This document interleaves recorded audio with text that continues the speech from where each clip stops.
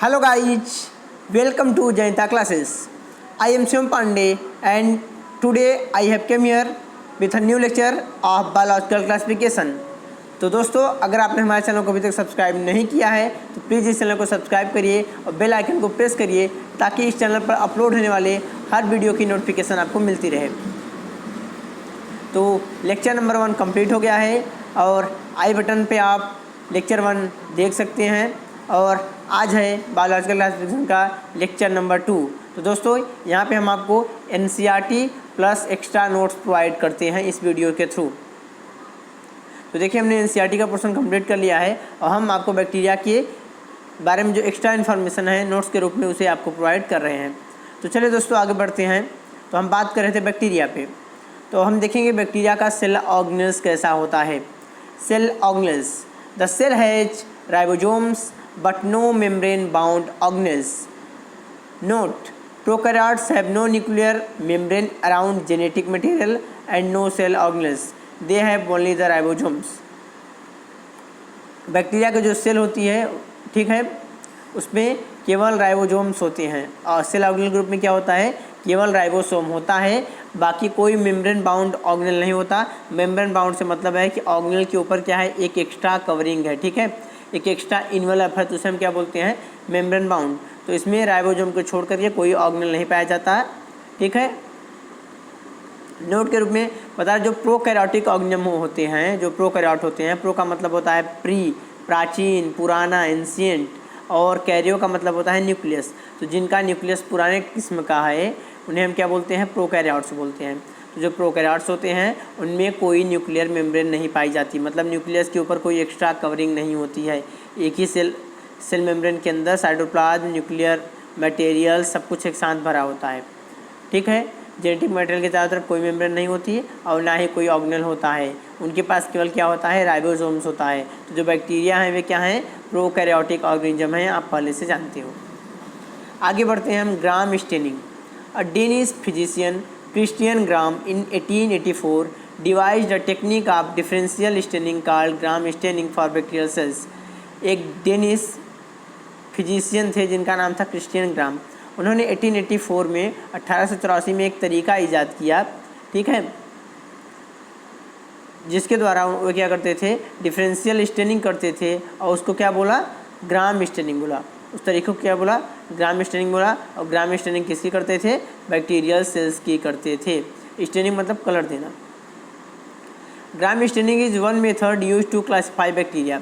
ग्राम staining एक तरीका है जिसके माध्यम से हम बैक्टीरिया को क्या करते हैं, क्लासीफाई करते हैं, वर्गीकृत करते हैं। Bacteria differentiated into gram positive and gram negative based on the ability to retain a purple dye. Bacteria जो होते हैं इन्हें हम ग्राम पॉजिटिव या ग्राम निगेटिव में डिवाइड कर देते हैं, इस आधार पर कि वे पर्पल कलर को रिटर्न लेते हैं या नहीं लेते हैं। The ability to retain the dye depends on the type of cell wall and outer membrane the bacterium has. या जो क्षमता होती है किसी बैक्टीरिया की कलर को ले लेने की, ठीक है, रिटेन करने की, बनाए रखने की, वह निर्भर करती है उनके सेल वॉल या आउटर मेम्ब्रेन पे जो बैक्टीरिया के पास होती है। Gram positive bacteria stains purple with gram stain. Gram stain के साथ जो ग्राम पॉजिटिव बैक्टीरिया होता है वह पर्पल कलर लेता है।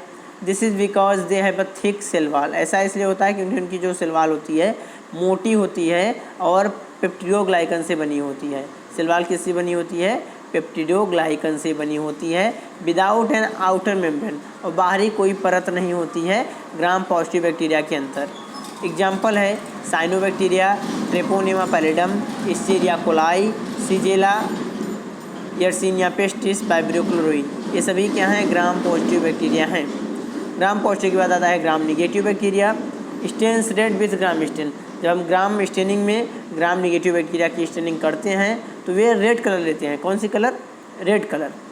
This is because they have a thin cell wall, peptidoglycan layer without an outer membrane composed of lipopolysaccharides and protein. ऐसा इसलिए होता है कि जो ग्राम निगेटिव बैक्टीरिया होते हैं उनकी सेल वॉल पतली होती है, ठीक है, पेप्टिडोग्लाइकन की एक परत होती है जिसमें कोई बाहरी परत नहीं होती है, और इनकी सेल वॉल जो होती है लिपोपॉलीसेक्रिसा से बनी होती है और प्रोटीन से बनी होती है। एग्जाम्पल है Salmonella, Corynebacterium diphtheria, Mycobacterium tuberculosis.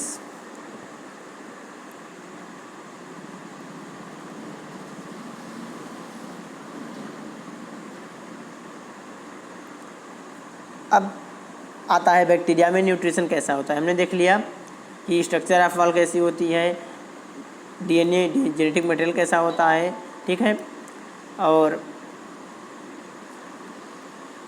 Gram staining कैसी होती है उनमें, और सेल ऑर्गेनेल्स होते हैं नहीं। तो हमने बैक्टीरिया के 4 कैरेक्टर्स को देख लिए। अब हम देखेंगे nutrition. The 4 nutritional categories found in bacteria. Bacteria में 4 न्यूट्रिशनल कैटेगरीज पाई जाती हैं, इसलिए हम बोलते हैं बैक्टीरिया में क्या होता है, सबसे ज़्यादा न्यूट्रिशनल डाइवर्सिटी पाई जाती है। Autotrophs, some bacteria are autotrophic and are photosynthetic, it means they can synthesise their organic food in the presence of sunlight, it means spirillum, spirillum. Bacteria क्या होते हैं, ऑटोट्रॉफ्स होते हैं, स्वपोषी होते हैं, ऑटोट्रॉफिक होते हैं, और साथ ही साथ फोटोसिंथेटिक भी होते हैं, क्योंकि जानते हो प्लांट्स को ही हम ऑटोट्रॉफिक बोलते हैं, और वही क्या होते हैं, फोटोसिंथेटिक भी होते हैं। बैक्टीरिया जो हैं वे ऑर्गेनिक फूड बना सकते हैं, ठीक है, उनके लिए सनलाइट के प्रेजेंस में, जैसे एग्जांपल है स्पाइरेलियम। फिर दूसरा होता है कीमोट्रॉप्स। क्या होता है, कीमोट्रॉप्स, रसायन संश्लेषी, ठीक है। This bacteria are chemosynthetic, it means they can synthesise their organic food by deriving energy from some chemical reactions, e g. Nitrosomonas and nitrobacter. कुछ बैक्टीरिया क्या होते हैं, कीमोसिंथेटिक होते हैं, रसायन संश्लेषी होती हैं, मतलब ये अपने ऑर्गेनिक फूड को कुछ केमिकल्स रिएक्शन से एनर्जी प्राप्त करके क्या करते हैं, बनाते हैं, जैसे कि एग्जांपल है नाइट्रोसोमनास और Nitrobacter. Many other bacteria like rhizobium, Azotobacter and Clostridium can fix atmospheric nitrogen into ammonia. बहुत सारे दूसरे कीमोसिंथेटिक बैक्टीरिया भी होते हैं, जैसे कि क्या है, राइजोबियम है, एजोटोबैक्टर हैं, क्लॉस्ट्रिडियम है, एटमॉस्फेरिक नाइट्रोजन को फिक्स करते हैं अमोनिया के रूप में, क्योंकि जो प्लांट्स हैं वे नाइट्रोजन को गैसेस फॉर्म में नहीं ले सकते, तो ये बैक्टीरिया क्या करते हैं, पौधों की मदद करते हैं नाइट्रोजन को सॉल्युबल फॉर्म में चेंज करके। This phenomena is called biological nitrogen fixation. इसको हम क्या बोलते हैं, जैविक नाइट्रोजन स्थिरीकरण। इसके बाद आता है saprotrophs. Some bacteria feed on dead and decaying matter. वे बैक्टीरिया जो सड़े गले चीज़ों पर भोजन के लिए जीवित रहते हैं या उनको खाते हैं, उन्हें क्या बोलते हैं, हम सेप्रोट्रॉप्स बोलते हैं। उसके बाद आता है सिम्बायोन्ट्स। तो some bacteria use food from other living organisms which they are associated for mutual benefit. For example, some bacteria live in the roots of legumes such as pea plants. The bacteria turn nitrogen containing molecules into nitrogen that the plant can use. Meanwhile, the root provides nutrients to the bacteria. In this relationship, both the bacteria and the plant benefit, so it is known as mutualism. अब symbiotes को क्या बोलते हैं, mutualism बोलते हैं। कुछ क्या हैं, भोजन का इस्तेमाल करते हैं दूसरे लिविंग ऑर्गेनिज्म का, जिसके साथ वे रहते हैं, ठीक है, वे अपने पर्सनल फायदे के लिए जिसके साथ रहते हैं। एग्जाम्पल के कुछ बैक्टीरिया क्या हैं, पी प्लांट्स के लेग्यूमिनस प्लांट की जड़ों में रहते हैं। बैक्टीरिया क्या करते हैं, नाइट्रोजन कंटेनिंग मॉलिक्यूल जिसमें नाइट्रोजन पाए जाते हैं वे प्लांट्स को देते हैं, ठीक है, क्योंकि वे नाइट्रोजन फिक्सेशन कर सकते हैं, और बदले में प्लांट क्या करता है, उन्हें न्यूट्रिएंट्स देता है, खाने पीने के लिए भोजन देता है। और इस रिलेशनशिप में बैक्टीरिया और प्लांट दोनों ही क्या एक दूसरे के लिए फ़ायदेमंद है, इसलिए हम उसको क्या बोलते हैं, म्यूचुअलिज्म भी बोलते हैं। इसके बाद आता है parasites. Some are parasitic, they absorb from living organisms and cause harm to them. जो पैरासिटिक होते हैं वे लिविंग ऑर्गेनिज्म से अपना भोजन प्राप्त करते हैं और उन्हें नुकसान पहुंचाते हैं। इसके बाद आता है बैक्टीरिया में रेस्पिरेशन कैसे होता है। रेस्पिरेशन इन बैक्टीरिया में भी either aerobic using oxygen for respiration और anaerobic respiration in the absence of oxygen. For example, some monerans like archaebacteria. तो बैक्टीरिया में जो रेस्पिरेशन होता है वह 2 तरह का होता है। एरोबिक भी हो सकता है, मतलब जिसमें रेस्पिरेशन के दौरान ऑक्सीजन का उपयोग हो, और दूसरा होता है एनएरोबिक, जो बिना ऑक्सीजन की रेस्पिरेशन हो जाए, श्वसन हो जाए, उसे हम क्या बोलते हैं, एनएरोबिक बोलते हैं। एग्जाम्पल है कुछ मोनरेंस, जैसे कि archaebacteria. Cellular respiration or breakdown of food to release energy occurs in mesosomes which are the inner extensions of the cell membrane. यहाँ पर जो सेलुलर रेस्पिरेशन होता है या जो फूड का ब्रेकडाउन होता है, रेस्पिरेशन में क्या होता है, फूड टूटती है, उससे एनर्जी निकलता है, एटीपी बनता है, उसे हम क्या बोलते हैं, रेस्पिरेशन बोलते हैं। तो जो आर्कीबैक्टीरिया के अंदर सेलुलर रेस्पिरेशन होता है, बैक्टीरिया के अंदर होता है, वह मेसोसोम्स में होता है। इनके अंदर की स्पेशल स्ट्रक्चर है जो कि अंदर की तरफ बढ़े हुए क्या हैं, एक्सटेंशंस हैं, तो उसके द्वारा क्या होता है, इनमें रेस्पिरेशन होता है। रेस्पिरेशन के बाद आता है रिप्रोडक्शन। तो बैक्टीरिया में रिप्रोडक्शन एसेक्सुअल रिप्रोडक्शन होता है। Bacteria reproduce asexually bye binary fission under favourable condition. Asexual reproduction किसके द्वारा होता है, बाइनरी फिजन के द्वारा होता है फेवरेबल कंडीशंस में, जब परिस्थितियाँ इनके साथ होती हैं, मतलब मौसम सब कंडीशन इनके फेवर में होता है, तो क्या होता है, बाइनरी फिजन के द्वारा एसेक्सुअल रिप्रोडक्शन होता है। During binary fission the chromosome copies itself forming two genetically identical copies. तो जब बाइनरी फिजन होता है तो क्रोमोसोम क्या करते हैं, अपनी कॉपी बनाता है, अपनी स्वयं की प्रति बनाता है और दो जेनेटिकली एक जैसी कॉपी बना देता है। Then the cell enlarge and divides into two new daughter cells. उसके बाद कोशिका बड़ी हो जाती है और ख़ुद को दो नए डॉटर सेल्स में क्या करती है, विभाजित कर देती है। The two daughter cells are identical to the parent cell. और जो दो डॉटर सेल्स बनती हैं वे पेरेंट सेल से एकदम समान होती हैं, एक जैसी होती हैं। Binary fission can happen very rapidly, बहुत तेज़ी से भी हो सकता है। It takes about 20 minutes for one bacterium to divide into two by binary fission. तो वो बाइनरी फिजन के द्वारा एक बैक्टीरिया को टूट करके दो नए बैक्टीरिया बनाने में मात्र 20 मिनट लगते हैं। एग्जाम में क्वेश्चन आ जाते हैं कि अगर एक बैक्टीरिया 20 मिनट में खुद को डिवाइड कर लेता है तो 3 घंटे के बाद वो अपने जैसी कितनी कॉपी बना सकेगा, कितने बैक्टीरिया बन जाएंगे। ठीक है, तो 20 मिनट में क्या होगा, 1 से 2 होगा, फिर अगले 20 मिनट में 4, फिर अगले 20 मिनट में 8, फिर अगले 20 मिनट में 16, फिर अगले 20 मिनट में 32, फिर अगले 20 मिनट में 64, फिर अगले 20 मिनट में 128, फिर अगले 20 मिनट में 256, फिर अगले 20 मिनट में 512। तो 3 घंटे बाद बैक्टीरिया कितनी हो जाएगी, उसकी संख्या 512 हो जाएगी। क्योंकि 1 से 2, 2 से 4, 4 से 8, 8 से 16, 16 से 32, 32 से 64, 64 से 128, 128 से 256 और 256 से 512। 3 घंटे बाद बैक्टीरिया इतना हो जाएगा। चलिए आगे बढ़ते हैं। ऐसे क्वेश्चन एग्जाम में पूछ ले जाते हैं, जैसा मैं अभी आपको समझा रहा था। अब आता है सेक्सुअल रिप्रोडक्शन। तो sexual reproduction does not occur in bacteria. Bacteria में सेक्सुअल रिप्रोडक्शन नहीं होता है। But not all new bacteria are clones. लेकिन सभी जो नए बैक्टीरिया हैं वे क्लोन्स नहीं होते हैं। This is because bacteria can still combine and extend DNA. क्योंकि बैक्टीरिया एक दूसरे के साथ जुड़ के डीएनए का परिवर्तन कर लेते हैं, डीएनए बदल लेते हैं आपस में। This change occur in 3 different ways. और जो चेंज है यह 3 तरीके से हो सकता है। पहला होता है conjugation. Conjugation involves transfer of DNA from one bacterium to another through an extension on the surface. ये अपने सरफेस पे क्या करते हैं, एक एक्सटेंशन बढ़ाते हैं, ऐसे समझ लिए।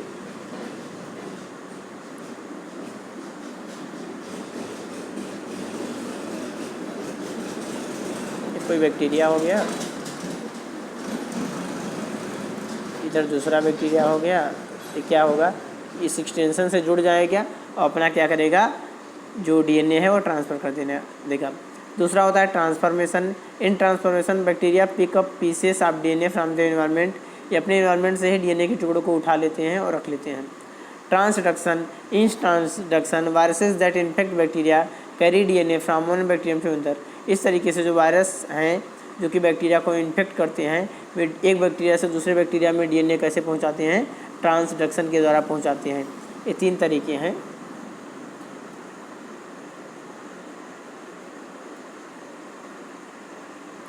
अब आता है Archie bacteria. These bacteria are special since they live in some of the most harsh habitats such as extreme salty areas, halophiles, hot springs, thermostophiles and marshy areas में methanogens। ये क्या होते हैं, खास प्रकार के बैक्टीरिया होते हैं क्योंकि सारे जो विषम आवास हैं, मतलब ऐसे आवास जहाँ पर कोई दूसरा प्राणी मुश्किल से जिंदा रह पाता है, ये उन जगहों पे पाए जाते हैं। जैसे कि एक्सट्रीम साल्टी एरियाज, बहुत ज़्यादा नमकीन वाला क्षेत्र, जिन्हें उन बैक्टीरिया वहाँ पर पाए जाने वाले बैक्टीरिया को क्या बोलते हैं, हेलोफाइल्स बोलते हैं। फिर या ये हॉट स्प्रिंग्स में पाए जाते हैं, गर्म पानी के झरनों में भी पाए जाते हैं, और उस बैक्टीरिया को हम क्या बोलते हैं, थर्मो एसिडोफिल्स बोलते हैं। ये मार्सी एरियाज दलदली क्षेत्रों में रह सकते हैं, जैसे वहाँ पे पाए जाने वाले बैक्टीरिया को हम मिथेनोजेंस बोलते हैं। Archaebacteria differ from other bacteria in having a different cell wall structure and this feature is responsible for their survival in extreme conditions. Archaebacteria दूसरे बैक्टीरिया से सेल वॉल स्ट्रक्चर के रूप में different होते हैं और यही कारण है कि ये एक्सट्रीम कंडीशंस में विषम परिस्थितियों में भी जिंदा रह सकते हैं। Methanogens are present in the gut of several ruminant animals such as cows and buffaloes and they are responsible for the production of methane biogas from dung of these animals. Methanogen जो होते हैं वे अनेकों रुमिनेंट animals के गट में पाए जाते हैं, पेट में पाए जाते हैं। जैसे कि रुमिनेंट एनिमल क्या है, गाय है, भैंस है, और यही उनके गोबर से बायोगैस के प्रोडक्शन के लिए जिम्मेदार होते हैं। ये क्या करते हैं, वहाँ पर मीथेन प्रोड्यूस करते हैं, इस वजह से इन एनिमल्स के गोबर से बायोगैस निकलती है। आर्की बैक्टीरिया के बाद आता है eubacteria. There are thousands of different eubacteria or true bacteria. हजारों प्रकार के यू बैक्टीरिया या ट्रू बैक्टीरिया होते हैं। यू बैक्टीरिया को ट्रू बैक्टीरिया भी कहते हैं, वास्तविक बैक्टीरिया भी कहते हैं। They are characterised by the presence of a rigid cell wall and if motile flagellum. इनका मुख्य लक्षण है कि अगर इनके अंदर एक कठोर सेल वॉल होगी, कोशिका भित्ति होगी, अगर ये चलायमान है, मोटाइल है, चल सकते हैं, तो इनमें क्या होगी, एक फ्लैजिला भी होगी। Cyanobacteria also refer to as blue green algae have chlorophyll A similar to green plants and are photosynthetic autotrophs. Cyanobacteria जिसको ब्लू ग्रीन एल्गी भी कहा जाता है, उसके पास क्लोरोफिल ए होती है जैसे कि हरे पौधों में होता है, और इसलिए वे क्या होते हैं, फोटोसिंथेटिक ऑटोट्रॉप होते हैं, प्रकाश संश्लेषी होते हैं, स्वपोषी होते हैं, अपना भोजन स्वयं बनाते हैं। The cyanobacteria unicellular colonial or filamentous fresh water marine or terrestrial algae. जो साइनोबैक्टीरिया होता है एक कोश की हो सकता है, कोलोनियल हो सकता है मतलब कॉलोनियों में रहेगा, फिलामेंटस हो सकता है तंतुमयी रेशे की तरह हो सकता है, ठीक है। फ्रेश वाटर साफ पानी में पाया जा सकता है, मेराइन वाटर नमकीन पानी में भी, खारे पानी में, समुद्र के पानी में भी पाया जाएगा। टेरेस्ट्रियल सतह पे पाए जाने वाली क्या है, एक शैवाल है, एल्गी है। The colonies are generally surrounded by gelatinous sheets. इनकी जो कॉलोनियाँ होती हैं वे जिलेटिन की एक आवरण से ढकी होती हैं। They form often form blooms in polluted water bodies. ये क्या है, जो प्रदूषित वाटर बॉडीज़ हैं उनमें क्या होते हैं, फलते फूलते हैं, उनमें ही पाए जाते हैं, वहाँ पे ब्लूम्स बनाते हैं, बुलबुले बनाते हैं। Some of these organisms can fix atmospheric nitrogen in specialised cells called heterocysts e g in ऑस्ट्राकैंडा। इनके जैसे कुछ प्राणी हैं जो कि एटमॉस्फेरिक नाइट्रोजन को फिक्स कर सकते हैं, नाइट्रोजन स्थिरीकरण कर सकते हैं, और उनके अंदर ये करने के लिए खास प्रकार की कोशिका पाई जाती है जिसको हेट्रोसिस्ट कहते हैं। उदाहरण क्या है, नास्टोक और Anabaena. Chemosynthetic autotrophic bacteria oxidise various inorganic substance such as nitrates, nitrites and ammonia and use the release energy for their ATP production. जो कीमोसिंथेटिक ऑटोट्रॉफिक बैक्टीरिया होते हैं वे अनेकों प्रकार के इनऑर्गेनिक सब्सटेंस, अकार्बनिक पदार्थ को क्या करते हैं, ऑक्सीडाइज करते हैं, उनको ऑक्सीकृत करते हैं और नाइट्रेट, नाइट्राइट या अमोनिया बनाते हैं, और फिर उनसे निकलने वाली एनर्जी से क्या करते हैं, एटीपी प्रोडक्शन करते हैं, एटीपी का उत्पादन करते हैं। They play a great role in recycling nutrients like nitrogen, phosphorus, iron, sulphur. और ये न्यूट्रिएंट्स जो हैं, पोषक तत्व जो हैं, जैसे कि नाइट्रोजन है, फास्फोरस है, आयरन है, सल्फर है, इनकी रिसाइकलिंग करते हैं, इसका पुनर्चक्रण भी कराते हैं। अब आता है heterotrophic bacteria. Heterotrophic bacteria most abundant in nature, सबसे ज़्यादा पाए जाते हैं। The majority are important decomposers. इनकी जो बहुत ज़्यादा मात्रा है क्या है, अपघटक है, डिकम्पोजर्स है, मतलब चीज़ों को तोड़ने का काम करती है। जो भी सड़ी गड़ी पत्तियां हैं, मतलब मोस्टली चीज़ों को तोड़ देती हैं, वे क्या है, हेटरोट्रॉफिक बैक्टीरिया हैं। Many of them have a significant impact on human affairs. इनका जो मनुष्य पर है वो बहुत खास प्रभाव है मनुष्य के ऊपर। जैसे कि they are helpful in making curd from milk, production of antibiotics, fixing nitrogen legume. ये दूध से दही बनाने में मदद करती हैं, एंटीबायोटिक्स प्रतिजैविकों के उत्पादन में मदद करती हैं, और लेग्यूमिनस प्लांट में नाइट्रोजन फिक्सेशन भी कराती हैं। Beneficial and harmful bacteria, they harm us by causing many disease.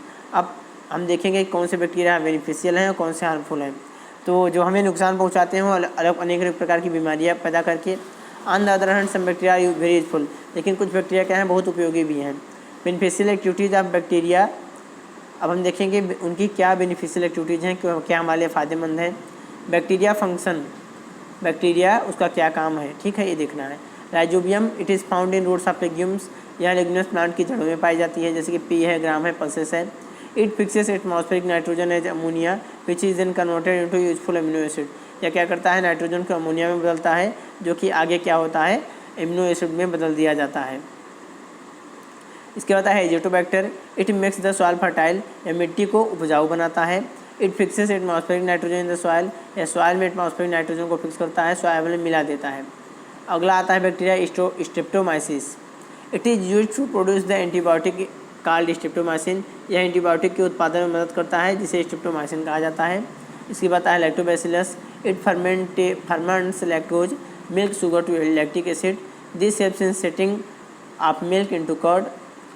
Lactobacillus जो है यह लैक्टोज को फर्मेंट करता है, सड़ाता है मिल्क शुगर को लैक्टिक एसिड में, इसकी मदद से ही जो मिल्क है वह दही में बदल जाता है। अब आता है methanogenic bacteria, it help in sewage treatment, इसकी मदद से सीवेज की सफाई होती है।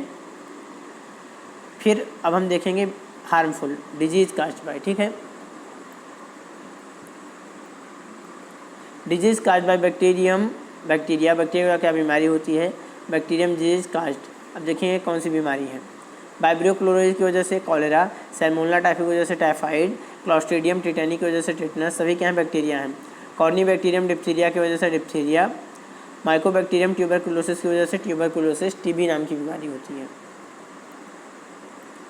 अब आता है mycoplasma. It completely lack cell wall, इसमें पूरी तरीके से सेल वॉल नहीं पाई जाती है। It is the smallest non living cell and is about 0.1 micrometre. यह सबसे छोटी कोशिका है, जिस अब तक जितनी कोशिकाओं की खोजी उसमें सबसे छोटी कोशिका है, जिसकी साइज़ क्या है, 0.1 माइक्रोमीटर के बराबर है। It can survive without oxygen, बिना ऑक्सीजन के भी जिंदा रह सकता है। Some are pathogenic in animals and plants, कुछ क्या है एनिमल्स और प्लांट्स में क्या है, रोगजनक है। पैथोजेनिक मतलब रोगजनक, बीमारियां पैदा करते हैं। And older name for mycoplasma was pleuropneumonia like organism, इसका पुराना नाम क्या था, PPLO था, प्लूरोनिमोनिया लाइक ऑर्गेनिज्म। तो दोस्तों इस वीडियो में हम इतना ही कवर करेंगे। अगर आप सभी को वीडियो अच्छा लगे तो इसको लाइक करिए, वीडियो को ज़्यादा शेयर करिए और अपने दोस्तों को बताइए हमारे चैनल के बारे में। आप इस तरीके से हमको सपोर्ट कर सकते हैं। अगर वीडियो अच्छा लगा तो फिर से कह रहा हूँ कि इसको शेयर करिएगा। Thanks for watching. फिर मिलेंगे अगले वीडियो में, तब तक के लिए गुड बाय दोस्तों।